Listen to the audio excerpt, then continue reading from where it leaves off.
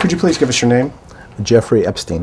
কুখ্যাত ও সাজাপ্রাপ্ত মার্কিন যৌন অপরাধী জেফ্রি এপস্টেইনের সঙ্গে সম্পর্কের বিষয়ে মার্কিন কংগ্রেসের জেরার মুখে মাইক্রোসফটের সহ-প্রতিষ্ঠাতা বিল গেটস তার একাধিক বিবাহ বহির্ভূত সম্পর্কের কথা স্বীকার করেছেন। একই সঙ্গে এপস্টেইন তার এই কর্মকাণ্ডের কথা জানতে পেরে তাকে ব্ল্যাকমেইল করার চেষ্টা করেছিলেন বলেও সাক্ষ্য দিয়েছেন গেটস।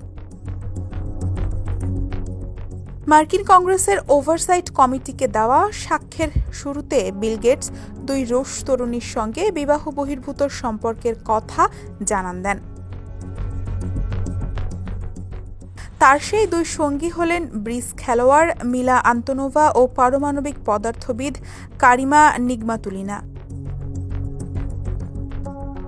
মঙ্গলবার প্রকাশিত একটি প্রতিলিপি অনুযায়ী ৭০ বছর বয়সী বিশ্বের এই সাবেক শীর্ষধনী একজন চিকিৎসা উদ্যোক্তা ডক্টর অ্যালিস জ্যাকবসের সঙ্গে তৃতীয় আরেকটি সম্পর্কের কথাও স্বীকার করেছেন।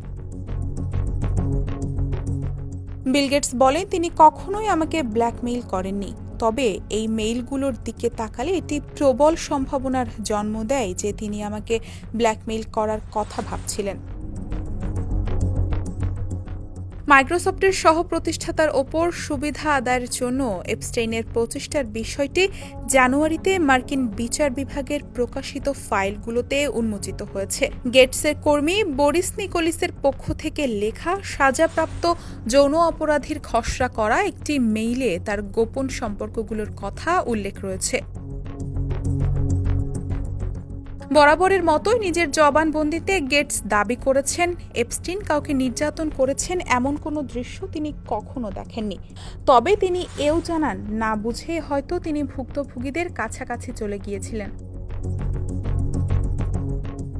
রুদ্ধদ্বার জবানবন্দিতে তিনি মেনে নেন যে বিয়ের বাইরে কোনো সম্পর্কের কারণে তিনি হয়তো যৌনবাহিত কোনো রোগে সংক্রমিত হতে পারেন এমন একটা ভয় তার ছিল। তবে গেটস বলেন, এপস্টিনের চিঠির দাবিগুলো সত্য নয় এবং তার কোনোদিনও কোনো যৌনবাহিত রোগ ছিল না। ডেস্ক রিপোর্ট, সমকাল।